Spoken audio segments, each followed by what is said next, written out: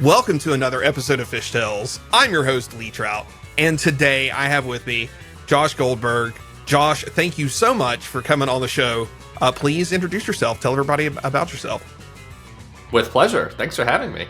Hi, everyone. I'm Josh Goldberg. I'm a full-time open source developer. I work largely in the TypeScript ecosystem. I work on static analysis tooling, most notably TypeScript ESLint, which is the tooling that lets you run ESLint and Prettier on TypeScript code. We're right now working on a big v6.0.0, hopefully in the next couple of months. I also wrote a book, Learning TypeScript, which I highly recommend to anyone who wants to learn TypeScript. All you need is JavaScript, and you're good to go with it. Lee, we met, what was it, at All Things Open, right? Earlier in 2022, in the fall?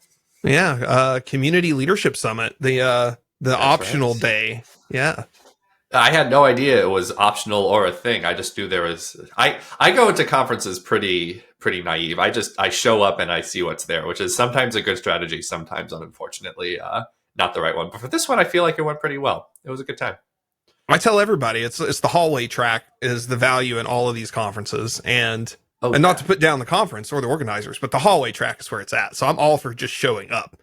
Oh yeah, I mean, agree. I think that. In addition to talks being on their own very useful and good often, especially when the speaker and or topic are quite good, the hallway track is informed by the talks. And I thought a lot of the talks, a lot of the conference sessions at ATO were really good and helped inform a lot of really positive and interesting hallway conversations. I thoroughly enjoyed that Community Leadership Summit day a lot. I met you, I met a few other folks, a couple other folks that are on the podcast too. And it was interesting to see the breadth and mix of people, because I kind of felt like I had imposter syndrome signing up for that. I was like, Community Leadership Summit. Like, I'm not really a community leader, but I'm interested in that side of things. So I went, and I was totally like not out of place. Like, it was a great thing. Was there some motivation that made you go to that? I know you said you just kind of like see what these things are, but did you have something else there? No, I was similar. I only realized halfway through the leadership summit, wow, no, this is actually really applicable to me, because I don't consider myself a community builder. I don't know things like Common Room and Discord at any level of detail. But I realized, wait, I work on an open source project. We, for the longest time, long before I joined, did not have any active community building efforts. There just was not the time budget for it. But now that I've joined, and now that we have more sustainable funding, this is TypeScript ESLint, we really want to start building a community. First with the maintainers, and then with the contributors, and then with the community. And all these things like reaching out to people after they've done their first contribution, and setting up good docs, and maybe even recording videos on top of the docs. Like, these are all great tips. I was very pleased. I came away with a whole list of notes that are now sitting in our private Discord waiting to be implemented. It was great.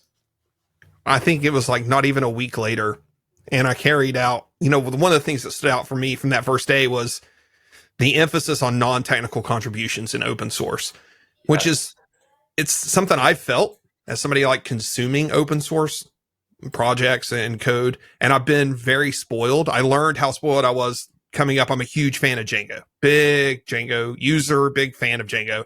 And the documentation for Django is just fantastic. Mm-hmm. And you kind of take that for granted. Or I take it for granted that you run across other projects that have like no documentation. You'll find documents or projects wildly popular, thousands of GitHub stars, and they have no documentation. You're lucky if they have a README. Yeah. And I liked that emphasis throughout the day, around like their, fostering, as you build a community around something open source, fostering these contributions that are not just technical. And I think that's a great thing. And I think a lot of projects are successful at doing that. Unfortunately, I feel like you have to know a lot of these projects to even contribute non-technically too. So there's still a barrier to entry somewhat, but nevertheless. For sure. People say, oh, you can be a project manager, just manage the issues. But then it's a project that's some sort of deep static analysis or machine learning pipeline or whatever. And like, that's kind of hard to PM when you're not a technical person. But that being said, some of the best work I've seen on open source projects has been from people doing non-technical work who are still themselves at least a little or very technical. Like Orta the Rocks did such a good job revamping the Cocoa. Oh shoot, I'm not an iOS person. Cocoa Pods, that whole area, and then Sure, let's say that's the name of the project I'm thinking of. And then when he joined the TypeScript team, he did a whole bunch of work on the TypeScript websites. And that stuff is, I don't know how much code he wrote. I know that the TypeScript website is a non-trivial site, has a lot of translation libraries and other logics in there, but so much work just thinking about the docs and the flow of users and their user journey through it was really good stuff. So that's the type of thing I try to emulate these days. So we jumped right into all things open, and we may come back around to it, but when you introduce yourself there, you talked about your book. I have all kinds of questions about the book. I have questions about writing a book. There is just so much I want to know. I have not read your book, so just full disclosure, I did add you to the reading list. So you're on my list. I will get to the book because I know TypeScript, but I don't know TypeScript. It's one of those, I appreciate what it is and I use it.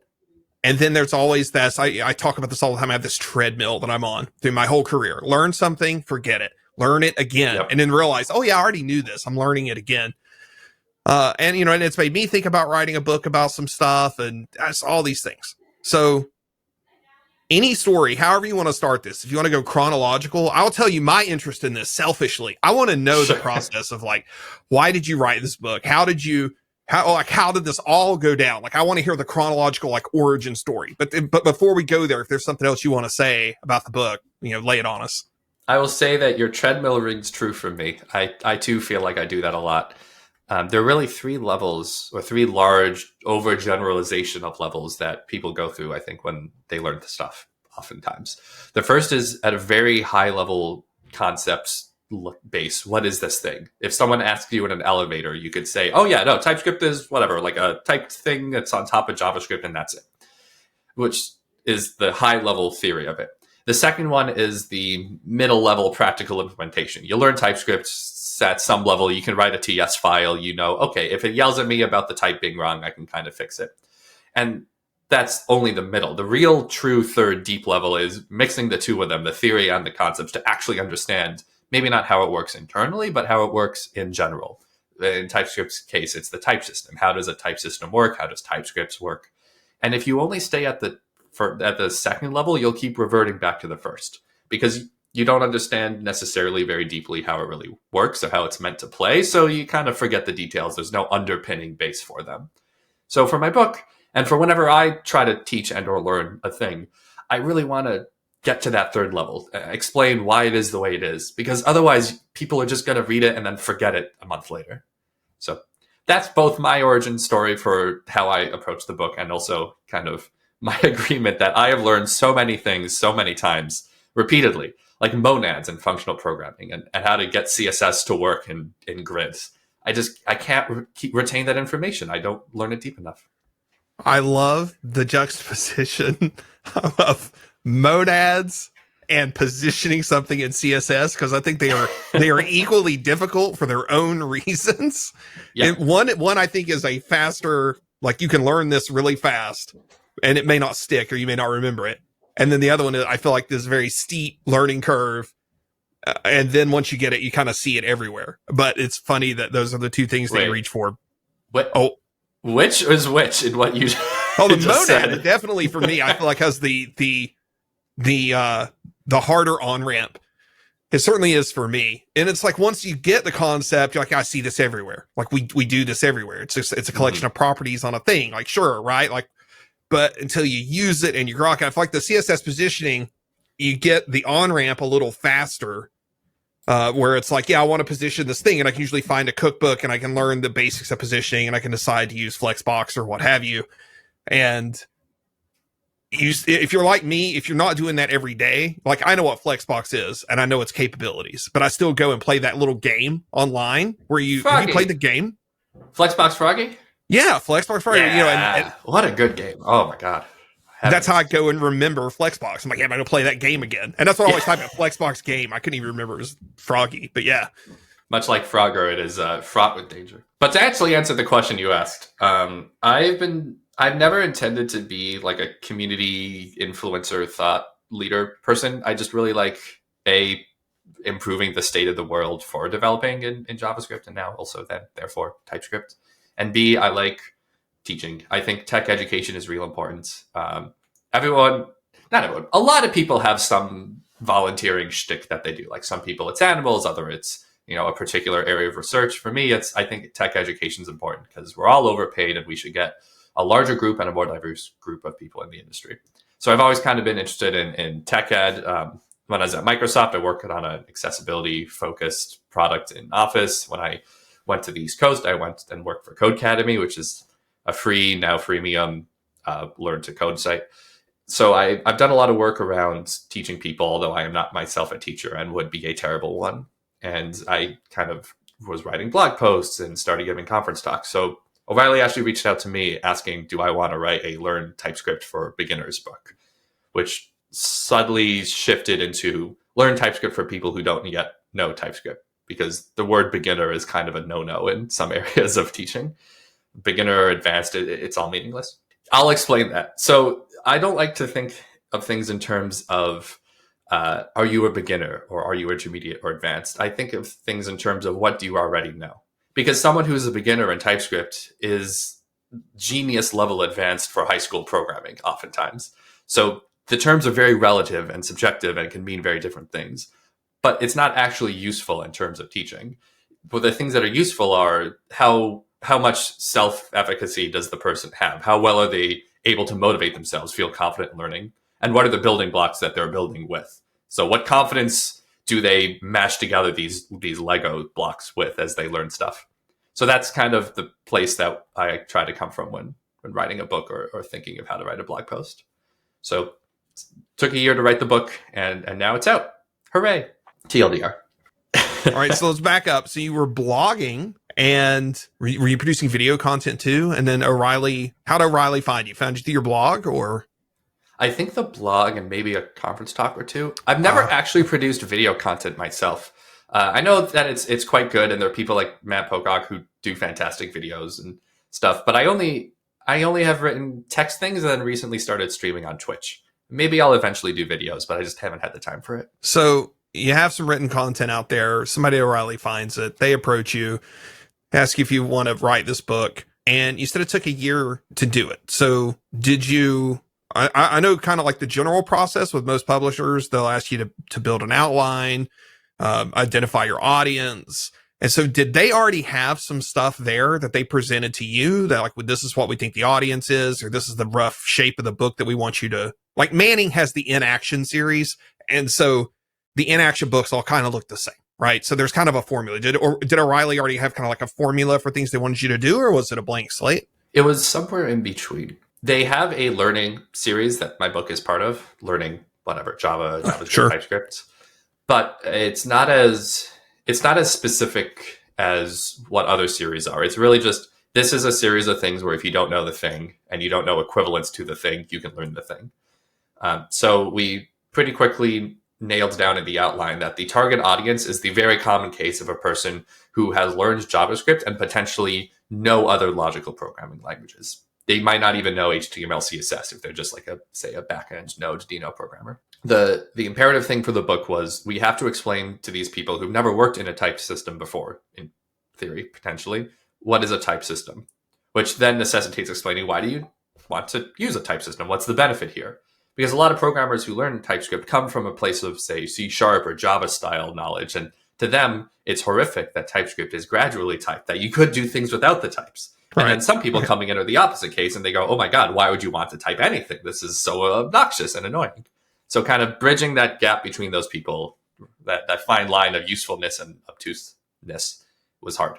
So I hope we did well in the first chapter, but I guess you'll find out when you read it. You identify the audience. They have this rough outline, the direction that you're going to go in.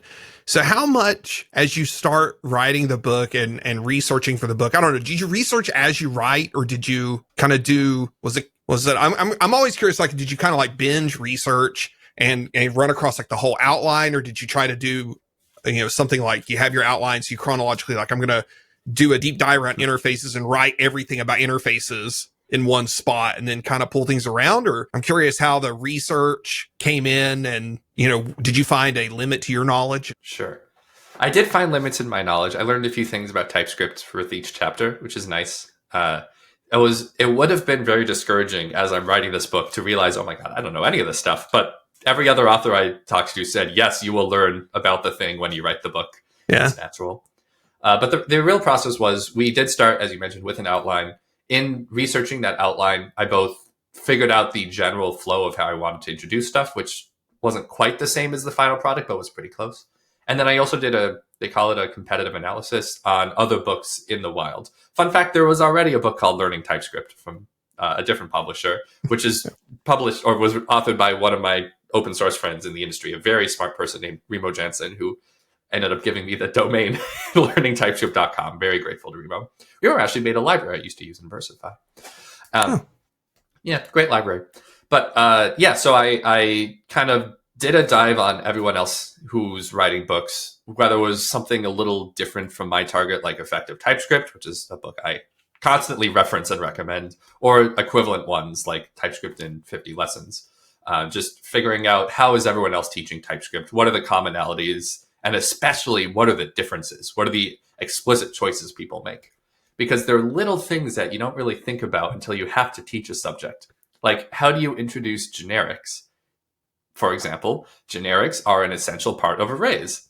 But you're not going to teach generics in chapter 3 of 12 because, oh my gosh, that's one of the more complex parts of a language. So in my outline, I taught generics in the second to last main chapter of the book. And in the final product, I ended up pushing them to the last main chapter of the book before the extra credit fund stuff, because it's not that generics are a hard concept objectively. It is that they are often taught poorly and are also difficult to teach well, because there's a lot of confusing terminology. They're a little more technical, and they introduce what is essentially a second programming language on top of your existing already new programming language. So in my opinion, you should wait to teach them as long as possible to get people as comfortable with TypeScript first. Hot take. Yeah, no, I like that. I agree with that. Yay. So tell me about the editing process. So you get all this content together, you're writing out chapters. Are they editing chapter over chapter? Are you editing the whole book at the end? Like, how's the editing process work? And did you feel like it was just constant bushwhacking and like, yeah, it's like, okay, this popped up and rewrite this, or how is just in general? Yeah, tell me everything about editing. Sure. Broad overview and then details. Broad overview was editing is incredibly useful. Finding good editors, reviewers is incredibly important. I mostly, but not completely, did a good job of working in the editing process, I feel. The end result had more typos than I wanted, but that was entirely my fault. So what happens, at least with O'Reilly, is you submit a chapter every X weeks, whatever the cadence you agree with your publisher ahead of time is. For me, I was doing it part-time on the side while I had a full-time job, and thus wasn't particularly fast. So we set, I think it was like a total of a year was the original plan and roughly how long it took. So whatever it is, a year divided by 13 is a chapter every 3 or 4 weeks. Sure. I forget actually what the cadence was. Anyway, so I would submit a chapter every so often. I would get reviews from my I forget the titles. There are different types of editors. There's an acquisitions editor Sure. and a publishing editor, all this. So a very, very capable, extremely good person named Rita, to whom I owe very many thanks. Thank you, Rita. Fixed a lot of stuff just off the bat. Then I also had nominated some peer people, like folks in the industry who were willing to tolerate me and lend time to edit, and whose names are in the book and thanked profusely there. So they would also review every few chapters. Like they would get a bundle of chapters, a third of the book or a fifth of the book. However, the key mistake I made as we're going through and writing chapters, and then I would also go back and edit previous chapters, the key mistake I made was twofold. One was I would go back and edit a lot, because that's how I, as some agile modern programmer, expect to do things. You're Sure. constantly iterating, learning from the chapter 5 to redo some of chapter 2. And then I also didn't pick the themes for each chapter. Every chapter has a different theme, like warriors or poets or whatever. And instead of putting those in, I just put temp 1, temp 2. So now there are a bunch of typos in the book where like the text references, I don't know, like Cleopatra, and then the actual code references like, I don't know, Gandhi or something, like very different things.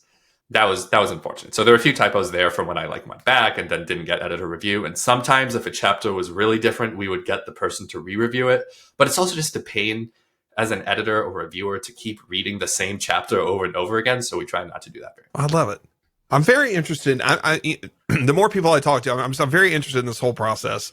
And I think it's fascinating how it all comes together, and especially technical material in books. And I don't know that I have the aptitude to write technical books at all, but it's definitely something I want to explore. And I need to start blogging. My big problem is that I write like I talk, and that doesn't carry over well with all audiences. So yeah. Well, I'd highly recommend to anyone who's interested in getting content out there, whether it's a book or a video series or whatever, just do something small to start.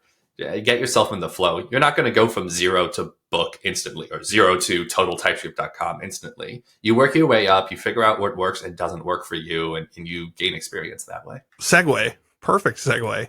Perfect. I gained some experience. I gained some very relevant experience teaching a collegiate level class and teaching JavaScript. And TypeScript was in our stretch goals in the syllabus. And we unfortunately did not get there. But, a few minutes ago, you said you think you'd be a bad teacher. You wouldn't be a good teacher.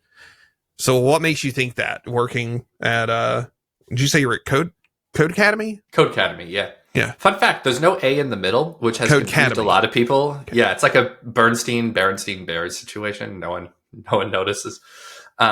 I think that I don't have the personal patience and tolerance to be a very effective teacher at scale. If I find someone who I relate to, or they're at a similar place in their career to where I was at that stage, then I work with them very well. But I lack that kind of broad empathy where I can look at a classroom, make something that works for them, and then when individuals come to me, I can give them tailored responses.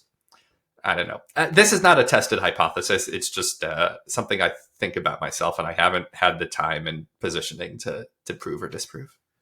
That's 100% the problem I have. So that's funny. That's why. Okay. So there's a lot. Yeah. There's like a direction I want to go here with you around this, because that's 100% my problem. And I struggled with the creative side of coming up with projects in the class. Like, ended up surveying friends, and I surveyed the class. The class, they were all thrown off with me. They just did not know what to do with me. And that's unfortunate, because when the class started, the very first week of school, it was a 500 level college class, had all juniors and seniors. And I told them, I said, let's just make a list. We'll do a Kanban board and move cards or move sticky notes across the board, but just write out topics that you're interested in. What do you want me to teach you? And I thought I was doing them a service by giving them this opportunity to direct the class. Ultimately, that worked for like 3 of the students. And then the rest of the class was lost because they couldn't figure out what to even ask.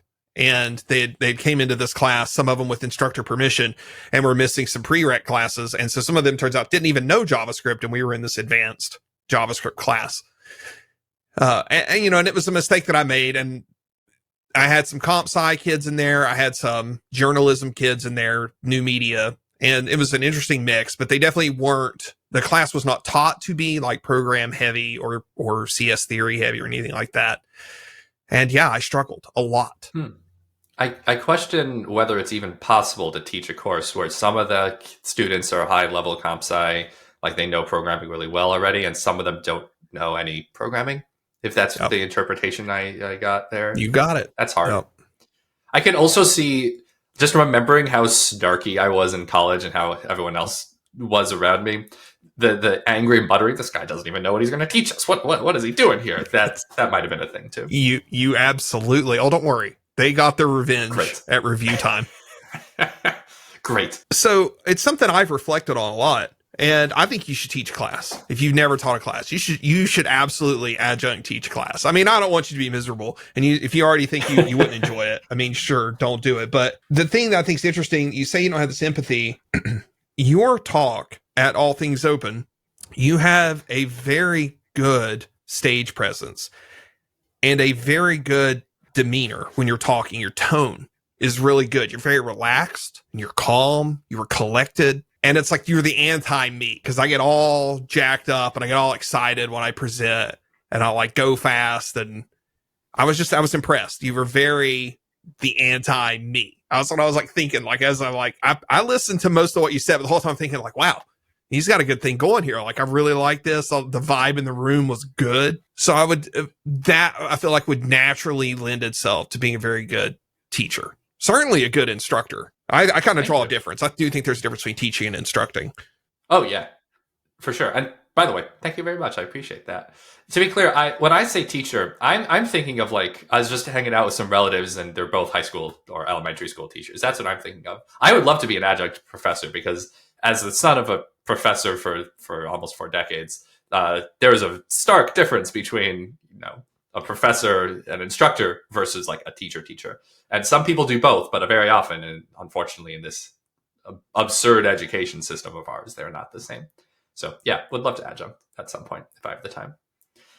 I think you'd be very good at it. So if you have the time, all right. So what else is going on? So you're doing open source work. You are the primary maintainer for ESLint TypeScript. Did I say it right? Is the ESLint TypeScript plugin? I am neither the primary maintainer nor is it that way. It's the other way around. Yeah. TypeScript ESLint, but thank you. TypeScript ESLint. I thought you were the primary maintainer on that. I'm the most vocal maintainer, which oftentimes gives that impression, but we are one of the worst projects to try to advertise. We are not TypeScript. We are not ESLint. I'm not the primary maintainer. People look at it and their first reaction is, oh, you work on TypeScript. That's cool. And I'm like, well, I contribute, but I'm not on the team. Please don't think I am, because then I'll get on their bad side. And I once made the mistake of saying on Twitter in a conversation, oh, I think that's a bug in TypeScript. And I was wrong. But yeah, no, I should also, by the way, define what it means to be open source, because what I've learned through this is that a lot of people have misconceptions or just don't know what that is. I don't work for a company. I don't have a job, which has been very difficult to explain to my relatives who barely know what it is to program. Sure. I have this one relative who keeps telling me that my business must be going well and asking me when I'm going to hire more people. And I keep telling him, no, I'm not. I don't want to be a manager.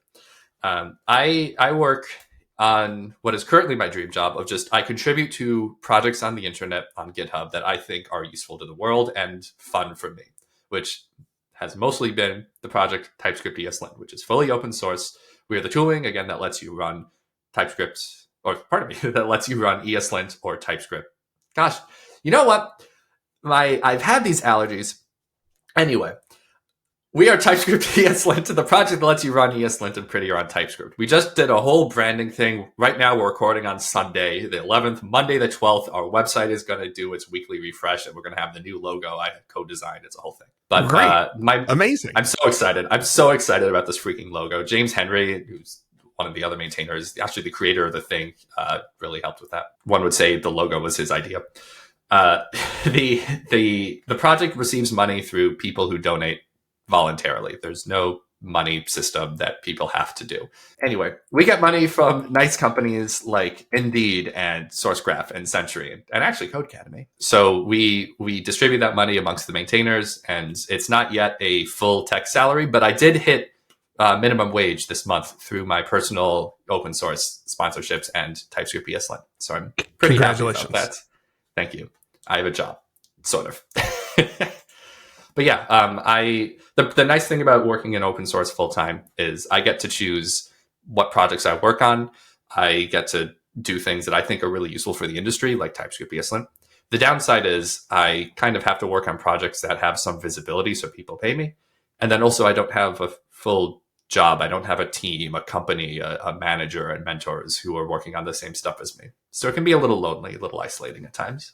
But I go on podcasts and stuff like this. So I get the community that way. So were you remote before the pandemic? No, I was not. I was in person. And you know what? There are pros and cons to both sides and a lot of accessibility concerns about being in person. But gosh darn, do I miss having an office. Yeah. It just, you say it can get lonely. You talk about being on the podcast. Like, I don't know. I have not recorded. And this, I'm not going to edit this out. I'm going to leave this in. You and I are talking, like the 14th episode I've recorded. And they're all going to release in 2023. And I still haven't recorded what's going to be episode 0. And I think a lot about what am I going to say when I record episode 0, because I'm recording episode 0 after having everything I'm going to release next year recorded or close to it, very close to it. And I've thought a lot about that. And I sent you the video. People were like, why, Lee? Why are you doing this podcast? And I was like, it's totally selfish. It is totally selfish. And right now I'm in some kind of like sabbatical thing. I'm about to attend a program in Q1 2023. And leading up to that, I am not actively working. I have like a little like, 10-hour a week contract thing right now, but I'm not full-time employed, and I've been catching my breath. And this podcast was all about me talking to people that I enjoy talking to. And it's all about exploring things that I'm interested in with people that I find are interesting. And, it's an investment. I appreciate you taking the time, as everybody has. It's an investment on your part to sit down and chat with me. But, you talk about like missing people, you come do podcasts. I've been in this weird spot. I love being remote, but I do not like working alone. And it has made me this really odd, like mold. Like I don't fit in anywhere. You go to a remote company, I think naturally it attracts a lot of introverted people. If you are trying to be remote at a company that they'll let you be remote, but they have offices, then you're kind of just in orbit as the remote person because you're not in the office. And I'm still struggling to find, I've been on those teams in the past, but I'm still struggling to find another team like that, another company like that gets remote, that is still social while being remote. So anyways, that's what I was curious. I don't know. Yeah. It's hard. I mean, I totally agree with that upsetting dichotomy that even if you're the only or one of the few remote people at a company, then it's just hard for the company to include you. There are all these practices that add effort to learn. Like, for example, at Codecademy, one of the things that we only learned the hard way was when you're in a meeting room and there's some people on the Zoom call or Google whatever's, then you should have a laptop for each person so that their facial expressions are seen. So that when someone is about to speak, the little ticks, the little like that comes through on the video. But you don't know to do that until you either learn through some trainings or you learn the hard way that all the remote people are suddenly mysteriously more quiet than everyone else. It's like all these little things. And what I also really hate is that there are so many advantages to being remote that it's so hard to advocate for in person. Like people who physically cannot go into an office, what do we do for them? Like baseline, they have to be included. It has to be an inclusive workplace for them. But then I get depressed when I don't hang out with people in real life. It's like a real thing for me. So, it's not the same level as like person will die if they go into the office, but it's still like a mental struggle for me. So I agree. I've never seen a company strike that balance perfectly. It's hard. And I look forward to the day in maybe 100 years where we figure this out as an industry. I really look forward to that. I hope to be alive then. With this and the direction that I kind of wanted to go to kind of pick your brain, I have contributed to some big open source projects with very small PRs, small bug fixes, update some test cases, things that I would generally think were helpful. Got them in, got them merged, and it was fun. I am not a maintainer of anything popular. I've never tried to become a part of a team that's maintaining anything popular. The thoughts crossed my mind a couple times with Django and becoming a core contributor to Django, but it is a time commitment that I've not wanted to make. Selfishly, I've not wanted to make. And maybe I don't even have the technical skill. I mean, who knows? There's so much stuff going on in the core of Django, especially the ORM. I would never want to touch that stuff anyways. Like it's not my bag. As Austin Powers would say, right? Not my bag, baby. Oh, behave. Yeah, right. So tell me, like, how did you get into contributing to, I'm going to say, right, TypeScript ESLint? Did I get it right that time? I should write this down in front of me. And, has it been, do y'all meet in person? Are you physically close to anyone that's one of the like core contributors? Like, do y'all hang out on Zooms? I'm curious about all this. Like, how'd you get into this? And is there a social side to who you work with on your open source stuff? I've never met any of my co-maintainers in person. I came close.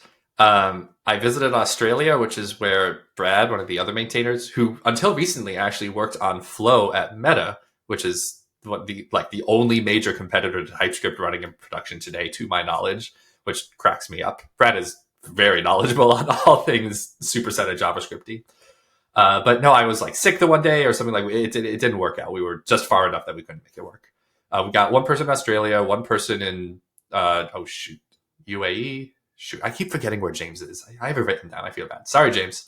And then one person in Connecticut who's relatively close to me, the newest person. But no, I've never met any of them. I would love to do more social things. Sometimes we'll hop on like a Twitch stream together. I've been meaning to do one with Brad for the longest time. But no, I kind of slowly rolled into where I am with TypeScript ESLint, which is advice I give to people in general with open source. Slowly roll into the places you end up being. Don't try to, I don't know, force yourself into some project immediately without any context on that project, unless it's something you really want to do, in which case slowly start with what you described: bug fixes, adding tests, whatever good first issues they have. Then start working on small features, then bigger features, then, and so on and so forth. Because what a lot of people do is they make the mistake of thinking, oh, I need to prove myself in open source or in this new company or this new thing, whatever. And they take on this huge issue or huge feature that has so much context, years of context, that they want to prove themselves as able to tackle. But pedagogically, the correct way to learn something is to start small, learn about one thing at a time, and work your way towards it. So my journey was, back in the day, years and years ago, before TypeScript ESLint, there was a project called TSLint, which is such a better name for us. But unfortunately, it's a different project that has since been deprecated. I helped kill it years ago. So if you're still using TSLint, which is neither TypeScript nor ESLint, you should stop. Talk to me if you need help. So I had this project of mine that was in pure JavaScript and was terrible code. It was my first big JS thing. So I started using linting. And then when I switched to TypeScript, I started using TSLint. And I was really excited about this because it was finding bugs and style inconsistencies and stuff for me. So I started contributing to TSLint, like the occasional typo or bug fix, and then features and so on. And then I became a maintainer on TSLint. And very shortly after that, humorously shortly after, the decision was made to deprecate TSLint and move to TypeScript ESLint. So that was a great thing. I got onto the project, got all excited about it, and then almost immediately, within months, we were killing it. So I actually didn't join on TypeScript ESLint immediately after that. I was kind of a little burned out, a little busy. So I worked on a project, TSLint to ESLint config, which is as poorly named as most projects in my area, which converts your TSLint config to an ESLint config. And then I only went full-time open source earlier this year, and it was around that time, beginning of 2022, that I really joined on TypeScript ESLint as a maintainer. So that's my advice to people. Start slow, roll your way in. Don't dive into the deep end unless you're ready for it. I think it's interesting that you jumped into linting as well. Did TSLint operate on ASTs? People listening, abstract syntax trees. It did, yeah. An AST, abstract syntax tree. We actually have, I think, a pretty good explainer on the TypeScript ESLint website. We have a blog. It's powered by DocuSource, one of my favorite projects ever. So if you're curious about ASTs, go to our blog. That's another meta. DocuSource is another meta project, right? Yeah. And it brings me so much joy that we finally have like a really good doc site focus thing. Because for years, Gitbook was looking like that. But then they like put a bunch of stuff behind the paywall and they stopped adding new features. And I don't know what happened there. Gitbook is good, but DocuSource really brings me joy. But yeah, so ASTs are a representation of your source code. They sound much more intimidating than they really should be. But it's the way that programs like ESLint, TSLint, TypeScript, any compiler looks at your source code and makes informed decisions based on it. So TSLint took a look at your AST and told you, hey, I see you have whatever, a variable declaration with a var. You should use letter const or little things like that. I think and what I was going to say, I think it's interesting that that's where you started. Twice now, I have wanted to get some features built that operate on top of languages and like there's a Go thing that I've wanted to do, and I put it off. And I don't know if it's good or bad that I put it off and didn't do it. Go doesn't have really good documentation generators outside of the GoDoc tool itself, which is built into Go. Nobody at the time, which this may have changed, this was like 2.5 years ago. At the time, no one had written anything that would take your Go code, parse it, and pull out all the documentation bits and offer them up to you in something like, I don't know, have you used UNIST by chance? Universal Syntax Tree? Oh, yeah. That's inside of DocuSource at some point. Their plugins use it, something like this. Yes. So that was my thing. I was like, okay, I want prettier docs for my Go stuff. I don't want to just live in the Go ecosystem. Ultimately, I want web-based docs. So it made a lot of sense to go towards UNIST with this. So I was going to write this tool that converted the Go AST over to the UNIST style AST, at least for documentation, just documentation bits. And I put it off and I put it off. And this is like this common thread with me and I think other programmers is like, you have this idea, you maybe think it's good. You may or may not register a domain name for it. And you just don't do anything with it. But I'd seen stuff around, syntax trees, and I've used things in Python for a long time around that. And so, the fact that most languages have some tooling for this, I was comfortable with it. And I was like, yeah, I want to do this documentation thing. And then the other one that I ran into was wanting to do some stuff with markdown lint, and that does the same thing. It parses your markdown into syntax tree and then lets you lint things on it. And I found some things that appeared to be missing. And I don't know if they're there now or if it was my ignorance, but it was something around definition links. It's like definition links. They were not represented in markdown lint in the tree that you could process, that I could find. Oh. And so it was like getting into like a whole thing about like, I'm gonna have to edit how this thing parses to pull these things out so that I have a new node. I don't know. There was like a whole thing, and I don't know. It was hopefully and probably just my ignorance. But did you ever run into anything like that? Like you start digging into all this, and did you ever feel like, wow, there's maybe a lot more to this, and I just don't even feel like, I mean, obviously you stuck it out with TypeScript, ESLint, and TSLint, but did you ever like bump into these walls that kind of make you think like, I really don't want to make this time investment at this point? Yeah, for sure. And everyone has a unique journey, the context they're coming from, the things that make them happy or sad. Everyone has a unique brain. Like for me, linting sticks really well, understanding ASTs, because I feel like I really understand things that are pure in isolation. And when you add fancy libraries or frameworks or whatever, that's when I get all confuzzled and confused. But everyone else is their own thing. Everyone is different.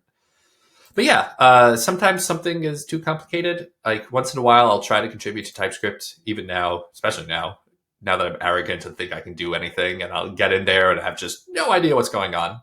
There's actually a bug on the TypeScript issue tracker that still annoys me. It had a bunch of attention. It's go-to definition on string literals. Like if you have let's say a type that allows a string literal, like let's say a function that takes in either up or down as a string, and then you call that function, passing the string down, right click on the string down, go to definition. TypeScript is not built to be able to tell you, oh, it's the parameter of a function, so go to the type for that function. It's just not implemented. And there's a bounty on it. Like people from TRPC and T3 and all this were very excited about it. And I tried it, I failed. So yeah, sometimes, this is motivating me. I really want to go tackle that again. I wish I had the time. Sometimes, yeah, you hit a brick wall, or a better analogy would be, you hit an incline that is too steep for you to hike over just yet. You need to go practice on the lower inclines, or some analogy like that. And that's fine. That happens to everyone.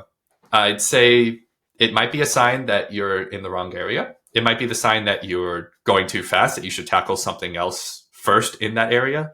It might be a sign that, you're tired, you haven't slept in 16 hours, maybe go take a shower, 8 hours of sleep, come back the next day. You never know. But as long as it's not a sign to quit, then you're good. What if I feel like, you were speaking of inclines, what if I just feel like I'm Sisyphus and everything is a permanent incline and I'm just forever pushing this ball up the incline? You know what? Have you ever heard the phrase, one must imagine Sisyphus happy? No. Interesting. No, tell me more. One must imagine Sisyphus happy. So I'm misinterpreting this thing intentionally. The real thing is this from some philosopher or writer or someone is saying that we must imagine Sisyphus happy because it's an absurd situation. But if Sisyphus is happy, then we should like our lives are absurd. We should accept that. My interpretation is, you know what? As long as I'm getting work done and I seem to be making progress and it's consistent, reliable work, I'm happy. And I started using that because I was on my last few months at Codecademy, I was working on this project that had floundered in development tech for years and was just really happy that I was finally getting it through. But it felt like there was always one more bug fix or bug push out there. So I started saying that when the PMs would ask me when it'd be done. But, Sisyphus gets a good workout. If you're constantly fixing these little things, it's not like you're pushing the same boulder up a hill over and over again. You're getting stronger. It's what took you 3 weeks to push up the hill on year X, in year X plus one, you're one-handing and working out with the other hand. So I don't think it's a bad thing that you keep trying and doing stuff. If you're gaining experience from it, if you're building your reputation, if you're improving the world around you, that might be a good thing. Do you read any Stoicism? Do you follow any of the Stoicism stuff? And in high school, I got real into Diogenes and cynicism, and I just haven't had the emotional or mental energy to get back into philosophy. I think part of it is that I've hit a happy place in my life and I don't want to ruin that. And others, I just haven't had the time. I think also is that a lot of people who read philosophy are really annoying about it. It's like Rick and Morty, the show, tangentially. Like it's a fantastic show, but gosh darn, is the fandom terrible. So I don't know. Are you about to tell me something really good and useful that I should have learned years ago? Nope, not at all. There's just there's kind of the phrase in there, and I'm totally my friend. I don't follow a lot of this. I've read a couple of the books. The challenge is the way is kind of, I don't know, maybe even the name of one of the Stoicism books, but that's just what it reminded me of. Imagine Sisyphus happy fits into the challenge is the way. So you embrace the challenge because the challenge is the way. But all right. So we totally have to take a tangent here. I like Rick and Morty, but I don't know anything about the fandom. I watch the shows and my wife rolls her eyes at me and she's like, is this funny? And I'm like, it's pretty funny. To me, it's pretty funny. So tell me more. What about the fandom? Because I'm kind of under a rock. I don't. Oh, it's a show about, philosophy and existentialism and the multiverse and nihilism. And Rick is this main character who in real life is an insufferable turd, but in the show is portrayed as heroic. So of course, all sorts of people who are like that in real life think that Rick is a god and we should worship him. And anyone who doesn't like Rick and Morty is just too stupid to appreciate it. Obviously, that's all stupid, but that's the impression that some people have of the fan base, which is only sometimes true. Okay, I'm definitely missing this full experience. Is this on Reddit? Like, where is this at? Yeah, it's Reddit, it's the Twitter, it's the internet.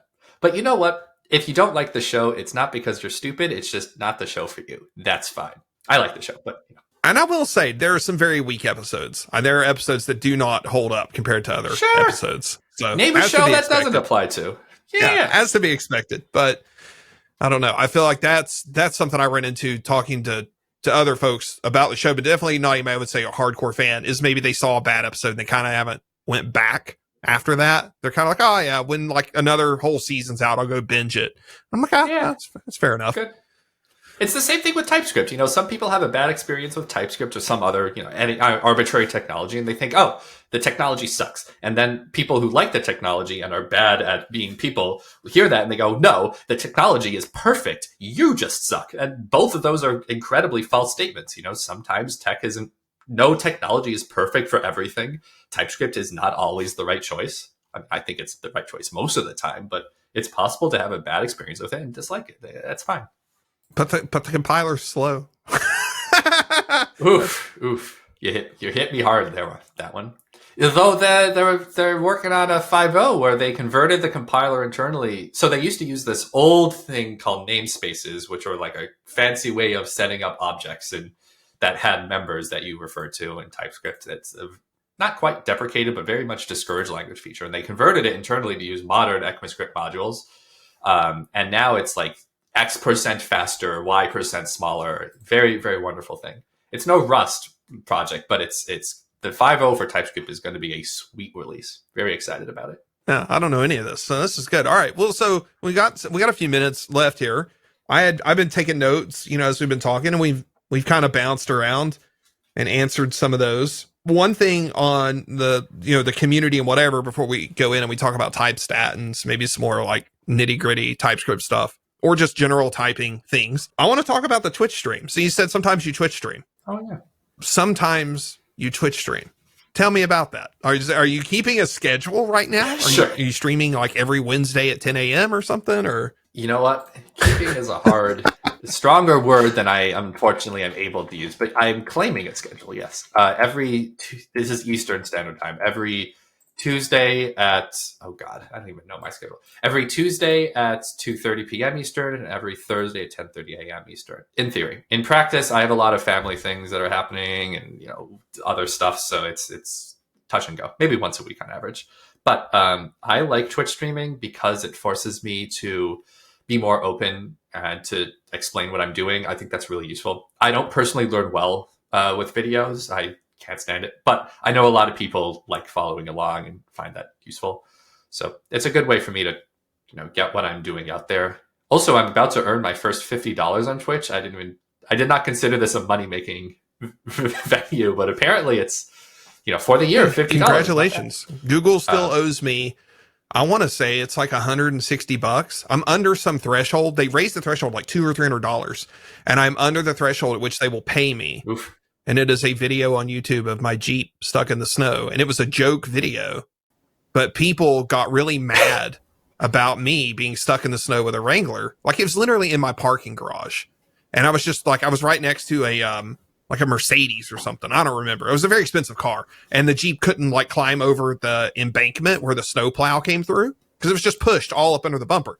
And so I posted this, like, I don't know, 30-second video. It's a Jeep stuck in the snow. And it had like, I don't know, 2,000 comments of everybody calling me an idiot and says I can't drive. And it had like 40,000 views. And now the ad money from that added up. And it was like $100 and some that Google still owes me. They won't pay me because it's so under the funny. threshold. Every time you get to the threshold or about to, well, the algorithm, as you know, the algorithm has not promoted the video in quite some time. So it doesn't get the views that it used to.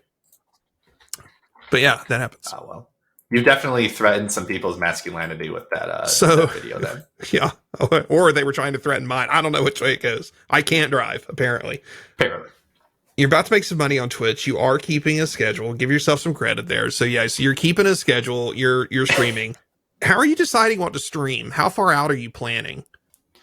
It is very touch and go. That week I will decide. Most of the streams just default to me opening up my bookmark of search for issues and pull requests that need maintainer looking at on TypeScript ESLint. Sometimes I'll find a task that I think is particularly good for it. The problem with TypeScript ESLint as an open source project, and the problem with any linting project or compiler or language, is that you're working on an AST, which is as with any acronym, a thing that people find intimidating. So it's not the best good first issue or like learn to open source area. It's a little unfortunate. I'm actually going to be starting a project this coming week, so middle of December, that I'm hoping is going to be a lot better, like a more generic Next.js TypeScript site. But yeah, it's just whatever I think someone could randomly tune into the stream, ideally without AST experience, but like most of the time, just someone who, is willing to read up on it for 5 minutes and then just learn. So just going back through my history, it's a lot of like reviewing issues and pull requests. I try not to do too much documentation work because it's a lot of text and I don't think that translates well over videos, but hey, sometimes that's what I got to do. I tried streaming a couple times and I enjoy it. To me, streaming and the conference presentations, they both tickle the same parts of my brain. I like the performative part of it. I mean, here we are recording a podcast, so at my choosing. So I mean, I like the performance part of it. But I don't know. It was weird. It was like, in some cases I got bogged down in the technical details. Like, how am I going to share my screen? What am I going to share of my screen? And I was like, getting all into, OBS. And so I went through the honeymoon phase of being distracted with all the tech. And then I kind of hit a wall of what I was going to do and trying to decide if my streams were of any value to myself or anyone else. I don't think they're of a lot of value to anyone else. But now started, it's kind of like, what's the value to me? And one thing that I learned about Twitch that I didn't know is my videos disappeared. They got deleted. So I thought they hung around like, oh yeah. So I realized one of the things that Twitch helped me do is it gave me an artifact to show like that I had done something, and it made me value my contribution to my own projects, because it was like, oh, I didn't air quotes waste a Saturday afternoon. I streamed for 2 hours on a Saturday afternoon. And it was like having that recorded stream, this artifact out of it. I don't know. It really was like this motivating thing for me. And so I want to do more of it. I just feel like I don't have content that appeals to anybody. And I don't know. So do you grab your videos? Do you put them on YouTube after they're recorded, or? I do. Yeah. So once in a while I'll have a guest appear, and I actually lost a guest video because I didn't realize that you had to explicitly link your Twitch and Amazon accounts to get the like extended time that they will last. So that was unfortunate. But yeah, now I have a slightly somewhat reasonably set up youtube.com/ at Joshua K. Goldberg. Which I used to be really into Photoshop as a high schooler. So I photoshopped the banner and everything. So I'm hoping this year I'll get around to live streaming to both Twitch and YouTube, like a dual stream. I'm trying to spend as little money as possible because, as I referenced earlier, I make very little money in open source and I'm trying to be scrappy. So instead of paying for a very good service like a Restream or paying, I'm just OBSing it. For those who haven't used it, OBS is the very capable and somewhat hard to get used to software that many of us streamers use.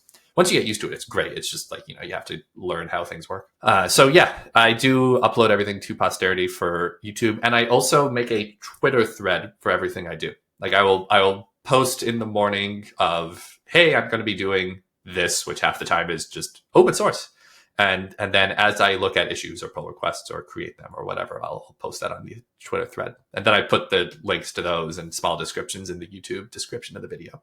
So you can always go back and find my old stuff. Most of my videos have under 50 views.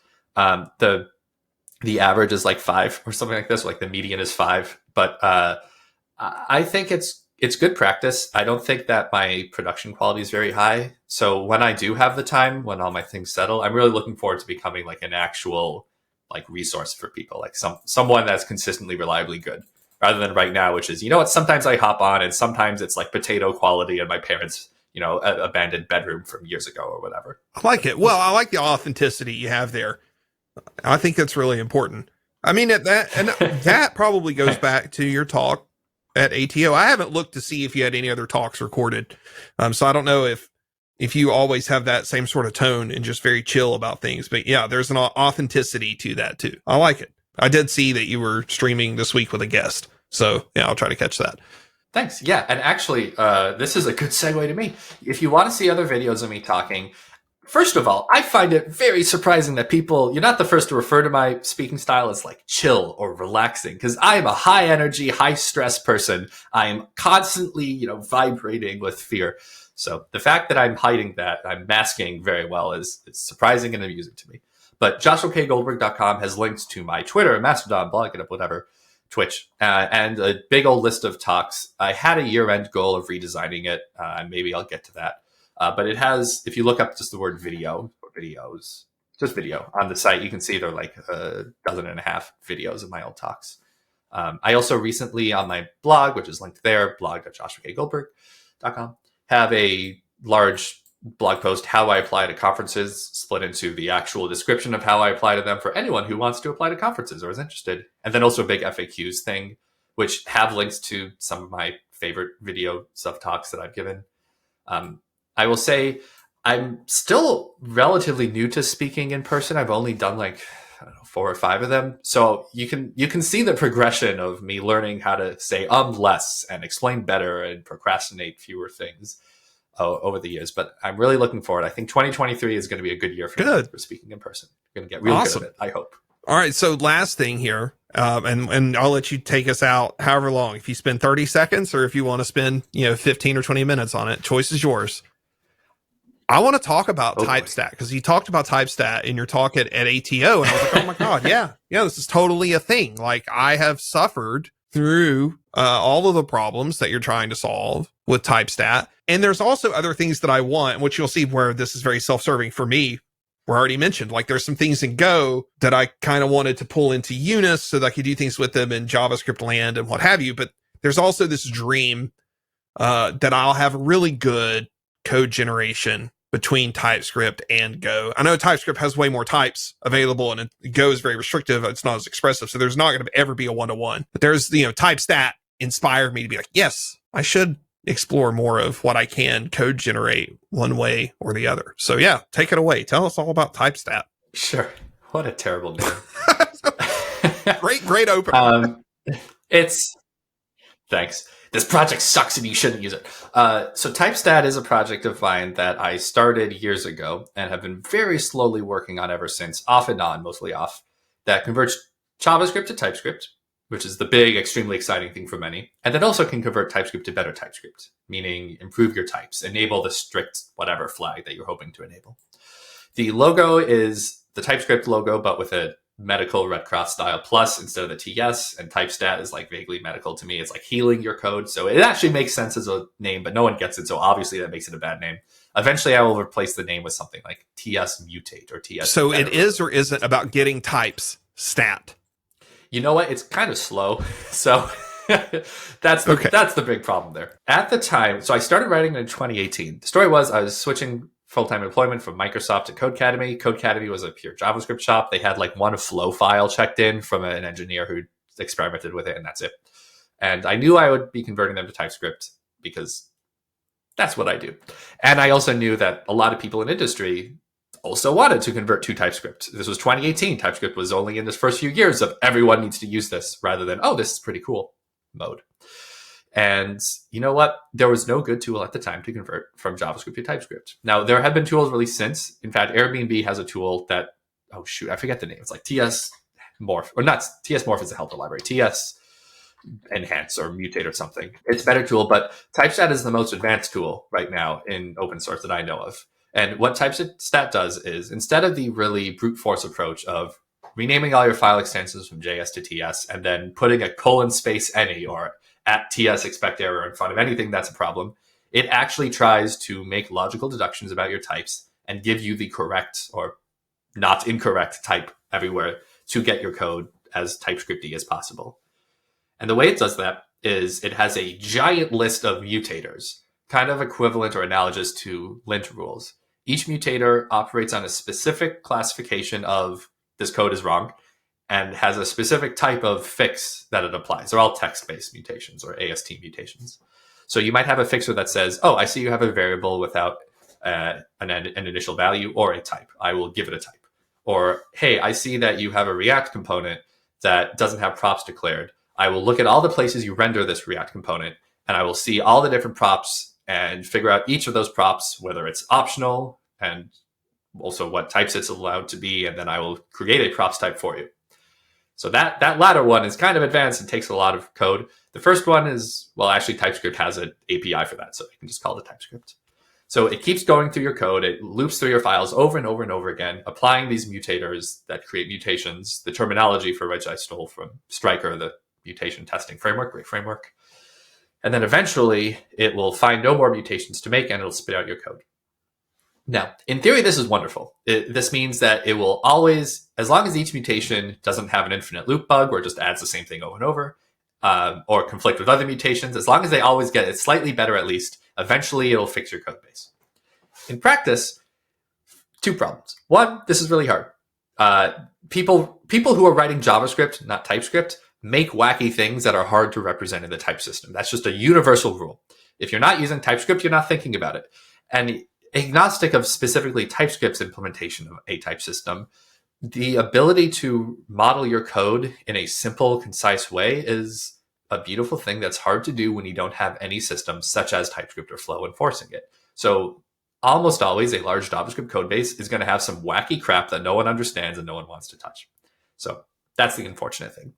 Second of all, this is just generally hard to do. There are all sorts of wacky other cases. So like you end up with these ridiculous 3,000 file or 3,000 line files that used to be 300 lines. My God, speaking is hard. You end up with these like 3,000 line files where 2,700 of those lines are bizarre, terrible types that TypeStat generated. So eventually I would like to make this project good, but it's just such a hard, unsolvable problem that it's going to be a very long time. And by then, who knows? Maybe the sequel to TypeScript that destroys it has already come out. I don't know. So that's TypeStat. You ever seen the movie Spaceballs? I have seen Spaceballs. And did you hear the thing about a sequel where it was going to be called like Spaceballs 3, The Search for Spaceballs 2 or something like that? Yeah. That's going to be TypeScript 2. Like TypeScript 2 is not really going to be a thing. There's just going to be something that's the equivalent of TypeScript 3 that's just going to like leapfrog. That was like just totally digression here, but that's what came into my mind. Oh no, I think you're totally right. TypeScript is so good that even though it's like 10 years old in the public eye, it's still, we haven't had a major successful competitor. So whatever comes next, it's going to be, the 10x principle. You have to do something 10 times better than the competition. Yeah. God only knows. Heavens only knows. Whatever. What's coming next? But yeah. What my plan is, eventually I will be happy with where TypeScript ESLint is. I will contribute to it, get the other people's contributions reviewed and everything. I say this like I'm a leader. We will collectively get TypeScript ESLint to a really good place, and then I will be able to spend more time on TypeStat, which will make me very happy. Something that you demoed in your talk is TypeStat looking at some code and figuring out that there were two possible values for something, two possible types based on the values. Like it determined that something could be a string or an integer. That's how I remember the example in your talk. Do I have that right? Or is that like it can infer that is correct. That something's a union type? Yeah. Is there anything in type Mhm. stats behavior today, because I haven't played with it, that will it look at existing aliased types and then use those if they already exist, or will it always create a new type for something? If it sees some complex union type, does it always just make a new union type, or will it go like, oh no, this already exists, I can use that thing? It'll do both as necessary. So there are two separate classes of mutators in it right now that are relevant to what you just brought up. One is the create a new type. If something is not currently represented by a type and should be, then we'll create a new one. That's what I previously mentioned. But what you're describing also is the second classification, which is augmenting types, which is actually split into two things. Types that don't have enough information. Let's say that it's a string or number, but should also be string or number or null. And then there are types that have too much information, things that are string or number or null, but are never actually string. So it should just be number or null. So if something already has a type, we're not going to mess with that too much, but we will take a look at that type and see, okay, is this thing either incomplete or too big? And then we'll trim down the type, which is actually a really impossible problem because sometimes people want to say type or undefined, and other times the type should include undefined. And there's just no possible heuristic to know what people actually meant, especially since half the time they don't even know. Yeah. So did you study comp sci? Unfortunately, I did. I really hate this. I hate how I'm trying to be this. I want beacons of non-traditional backgrounds in the industry where I think it's really valuable to say, I don't have a CS degree. I came from whatever, boot camp, self-taught, etc. And I've worked with so many excellent people, especially at Code Academy, which had such a focus on non-traditional tech backgrounds. But nope, 4 years CS degree, straight white male. That's me. Really annoying. Look, you say really annoying. You acknowledge like what's gone on in the industry, what's going on in the industry. Like, I don't think you have to couch on, you know, you are who you are. It is what it is. I mean, I am too, right? Straight white male. I'm well aware of this. I talk about this with friends all the time. It is what it is. The point is, you use that for good and not for bad. So, but the reason I ask, is, you know, because you get into a tool like this, there's some pretty heady topics around this.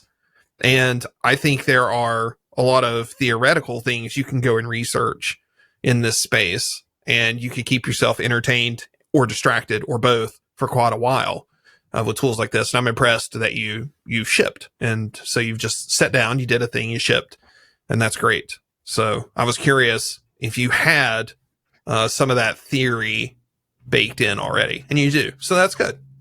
To a degree. So I went to a school that did a very good job of teaching me. Fun fact, the same place, the same university, Rensselaer Polytechnic Institute, RPI, where my dad taught in the computer science department for many decades. He's actually a mathematician whose area just happens to be, he's retired and just doing math for fun. Sisyphus must be very happy.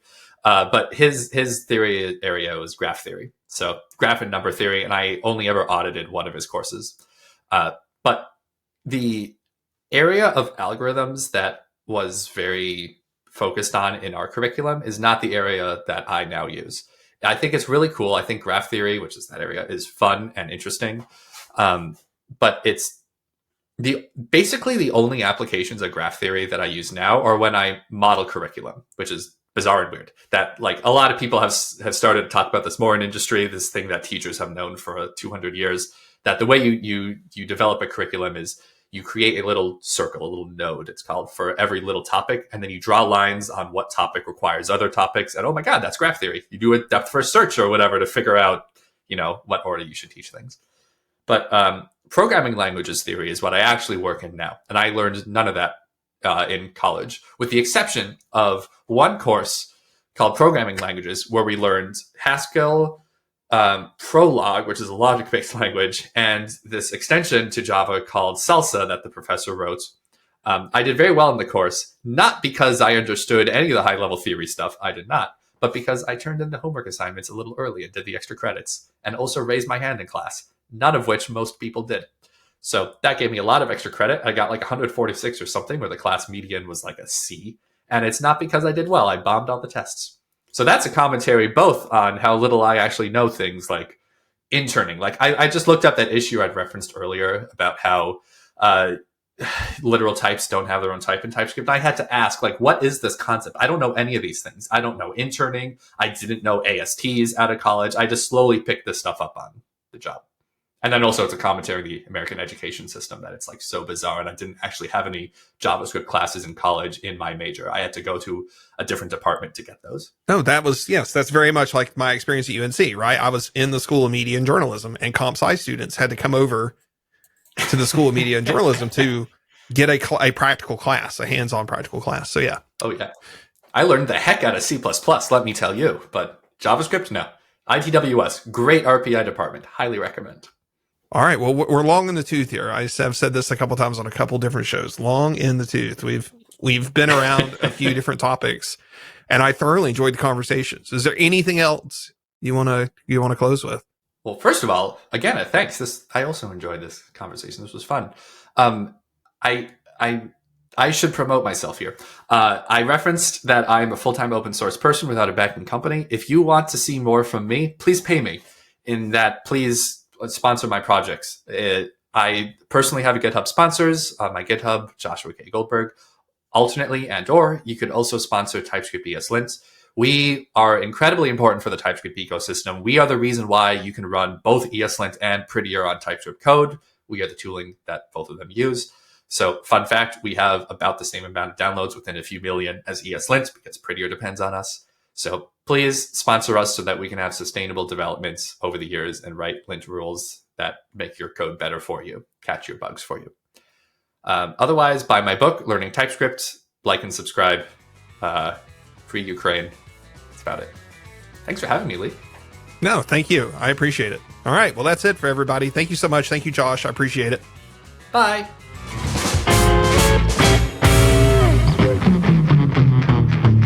Thanks for tuning in for this episode of Fish Tales. For show notes from this episode and more information about the show, visit leetrout.com.